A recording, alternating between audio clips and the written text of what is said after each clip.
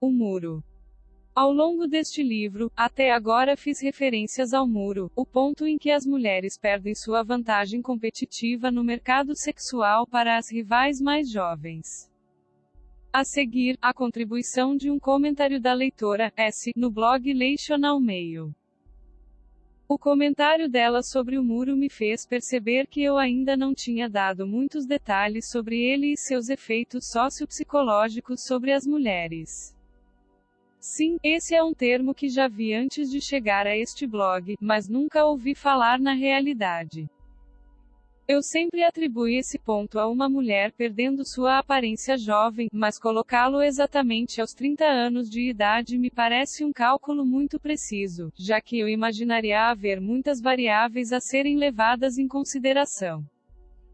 Por exemplo, uma garota festeira, que se bronzea com frequência e é fumante, provavelmente perderia sua aparência muito antes de chegar aos 30 anos, enquanto uma mulher de amadurecimento tardio, mas que cuida da saúde talvez possa nem perceber o seu potencial até os 20 e tantos anos. Eu vi mulheres da minha, as meninas mais populares com os caras, mudarem mais, de uma forma negativa, e as nerds, ou apenas as mais inesperadas, se tornaram mais atraentes ao longo dos anos. É estranho. Aspas.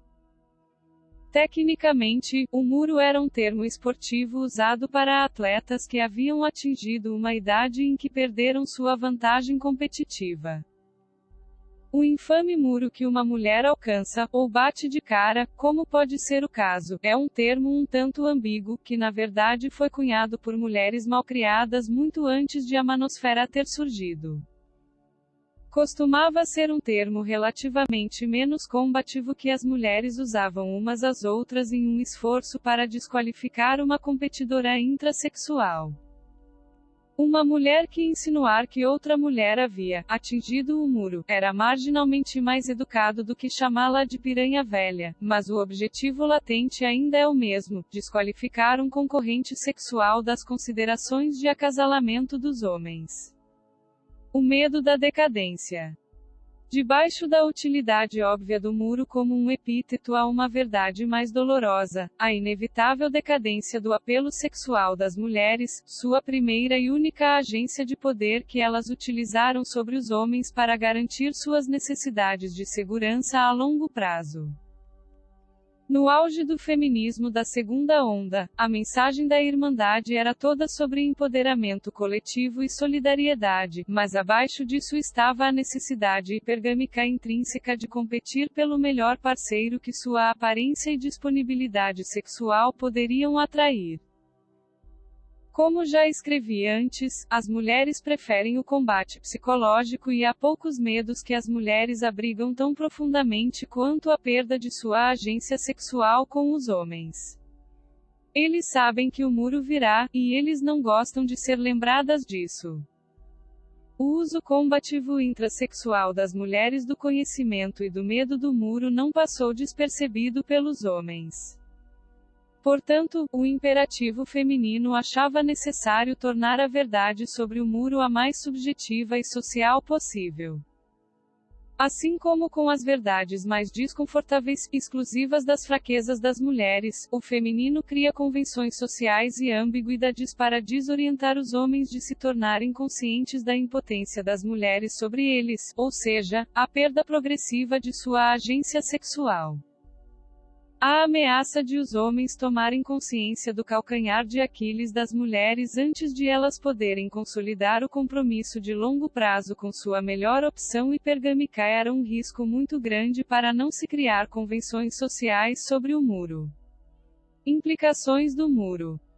Assim, em um contexto social intergênero, o muro se tornou individualizado e subjetivo para as mulheres, e é nesse contexto que mulheres como S se sentem mais à vontade para lidar com a realidade do muro. Nem todas as mulheres são assim. NAWALT, o mantra da subjetividade feminizada, é um resultado direto da subjetivação da inevitabilidade do muro. De fato, praticamente todas as convenções sociais operativas das quais as mulheres confiam para o empoderamento e a autoestima têm seu propósito fundamental de evitar o medo do muro. O mito do pico sexual, o mito do relógio biológico, a convenção social de que as mulheres são tão sexuais quanto homens, são todas racionalidades sociais muito complexas com o propósito latente de convencer a maioria dos homens e mulheres que as mulheres pós-muro podem ainda ser concorrentes sexuais igualmente eficazes com mulheres pré-muro. É importante ter em mente que todas essas convenções sociais complexas estão enraizadas no medo do muro. Estou repetindo este ponto para enfatizar a importância que isso tem em uma sociedade feminizada que é submetida à hipergamia feminina como sua doutrina mais operativa. Quando mulheres suficientes, através de forças culturais ou circunstâncias pessoais, não podem capitalizar sobre o que pensam ser sua opção masculina ideal, hipergâmica, então a sociedade deve ser aculturada para acreditar que as mulheres após sua data de validade podem e devem ser tão desejáveis quanto aqueles em seu auge. Pense nisso como um movimento social retroativo das metas feminizadas. Esta é a gravidade e extensão que o medo do muro desempenha para as mulheres. A sociedade feminizada está literalmente estruturada em torno de evitá-lo. Definindo o muro. Quando eu escrevi navegando no SMP, o motivo pelo qual usei 30 como a idade geral que as mulheres normalmente atingem o muro, é, na verdade, uma combinação de fatores. Mais importante, representa o limiar em que a maioria das mulheres percebe sua menor capacidade de competir sexualmente com a próxima geração de mulheres em seu pico sexual, atualizado, 22 a 24. No entanto, há uma parte masculina da equação do muro que precisa ser entendida. 30 é também a idade geral em que os homens devem tomar consciência de seu próprio valor e potencial de mercado sexual de duração mais longa. Isso afeta as interpretações das mulheres sobre o muro.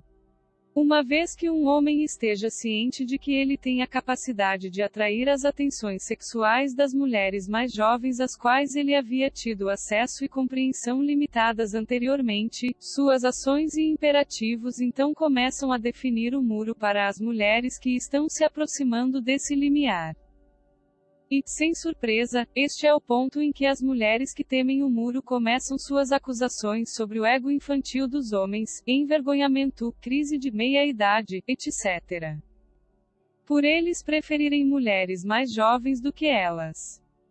Quando nós vemos o muro apenas em termos de atratividade física, como as mulheres, em particular, querem que façamos, não vemos a imagem completa e a relevância que o muro tem para as mulheres.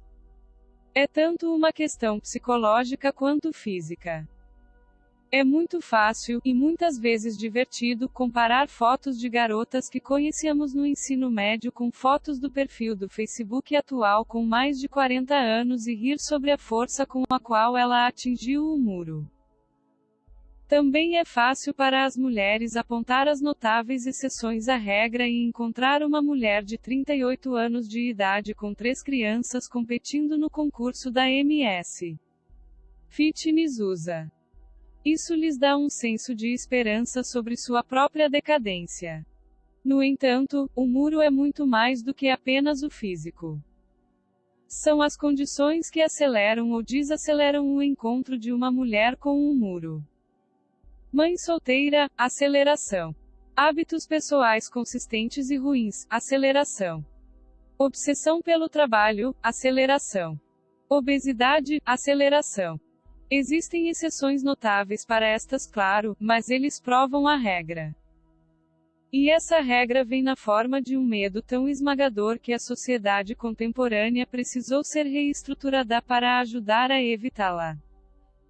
A mulher de 38 anos, carreirista, mãe solteira de 3 competindo em concursos de beleza é apenas uma heroína por causa do medo do muro.